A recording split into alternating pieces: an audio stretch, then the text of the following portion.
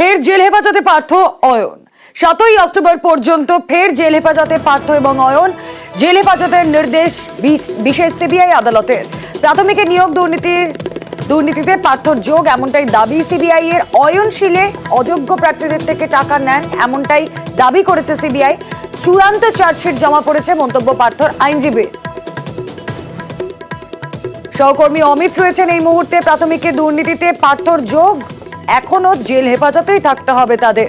আরো ডিটেলে জানাবেন অমিত রয়েছেন সঙ্গে। অমিত, দেখো, পার্থ চট্টোপাধ্যায় এবং অয়নশীল দুজনকে প্রাথমিক শিক্ষক নিয়োগ দুর্নীতি মামলাতে গত মঙ্গলবার ফোন অ্যারেস্ট করা হয় সিবিআই তরফে। তারপর থেকে তারা জেল হেফাজতে ছিলেন। আজকে জেল হেফাজত শেষে আজকে ভার্চুয়ালি তারা শুনানিতে অংশ নেন। সেক্ষেত্রে সিবিআই তরফে আজকে আদালতে দাবি করা হয় পার্থ চট্টোপাধ্যায়ের সঙ্গে প্রাথমিক শিক্ষক নিয়োগ দুর্নীতি মামলায় সরাসরি যোগসূত্র পাওয়া গিয়েছে।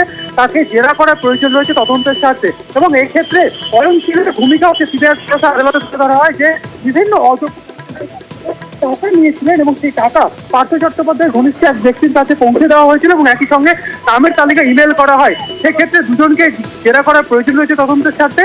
অন্যদিকে পার্থ চট্টোপাধ্যায়ের আইনজীবীর তরফে আজকে পার্থ চট্টোপাধ্যায়ের হয়ে জামিনের জন্য আবেদন করেন এবং তিনি আদালতে উল্লেখ করেন যে 2022 জুলাই থেকে এই পর্যন্ত যদি আমরা সময়টা 2 বছরেরও বেশি ধরে নিই, 2.5 বছরের কাছাকাছি, তাহলে এই সময়কালে জেরা করা হয়নি? জিজ্ঞাসাবাদে কিছু উঠে আসেনি?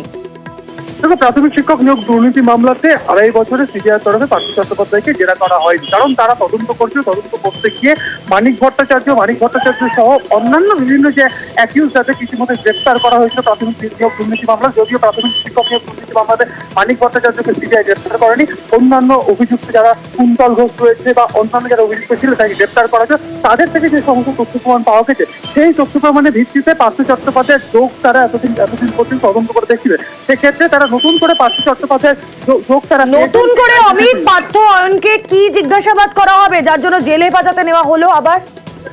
কারণ অয়নশীলের যে প্রসঙ্গ উঠে আসছে, অয়নশীলকে এর আগে ইডি গ্রেপ্তার করেছিল। অয়নশীলের বাড়ি থেকে বিভিন্ন তল্লাশি অভিযান চালিয়ে বিভিন্ন নামের তালিকা তিনি ইমেল মারফত তিনি পাঠিয়েছিলেন অযোগ্য চাকরি প্রার্থীদের।